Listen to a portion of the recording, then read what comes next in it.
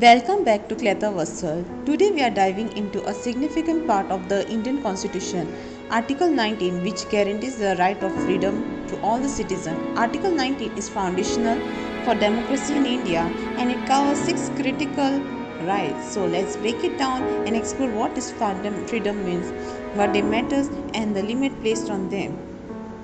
To start, Article 19 gives every citizen the right to freedom of speech and expression, the right to assemble peaceful without arms, the right to form association or unions, the right to move freely throughout India, the right to reside and settle in any part of India, and finally the right to practice by profession or to carry any occupation, trade or business. But here's something crucial, these rights aren't absolute. They come with reasonable restriction to balance individual freedoms with the interest of society, national security and public order. Let's talk about the reasonable restriction.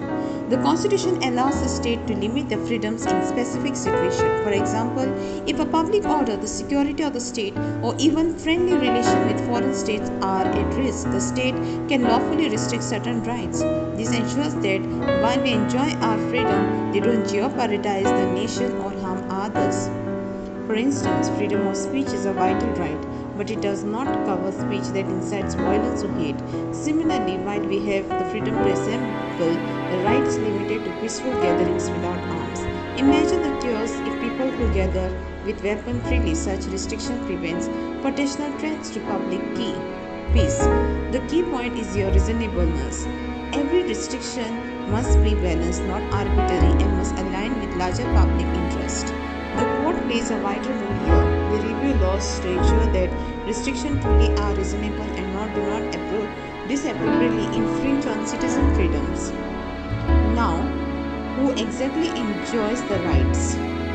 Under Article 19, only Indian citizens, not foreign national or companies, they are entitled to these freedoms. There was an important case, Rustom Kavazji Copper vs. Union of India, where the court ruled that only natural persons, not corporations, can claim their rights. However, shareholders and directors can claim their individual right, even if the corporation is affected.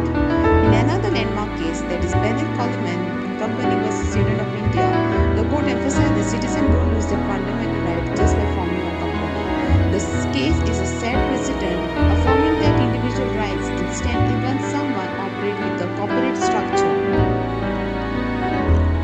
Let's move on to how the court evaluates reasonableness. The Constitution does not define reasonable restriction, so the court examines various factors like purpose of restriction, the urgency of this issue, and the proportionality of the measures. It ensures that the law curtailing the citizen right does not overreach. In a similar term, the court ensures that restriction is fair and necessary and justifiable in a democratic society, and they do this by balancing individual right with public interest. One more thing, the interplay between Article 19 and Article 14 and 21. Article 14 ensures equality before law, while Article 21 protects life and personal liberty. Together they reinforce the idea and that restriction on freedom should align with both justice and fairness.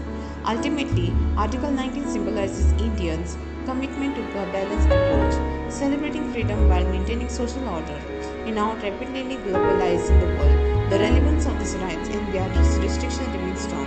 They protect our individuality, ensure our safety, and enable us to express, connect, and thrive in a free society. That's for today's episode on Article 19 and Right to Freedom. If you found this insightful, make sure to like, share, and subscribe to Cleta Vassal. Let me know your thoughts in the comments and feel free to suggest more topics you'd like to explore. Thanks for tuning in, and until next time, keep embracing your rights responsibly. Thank you.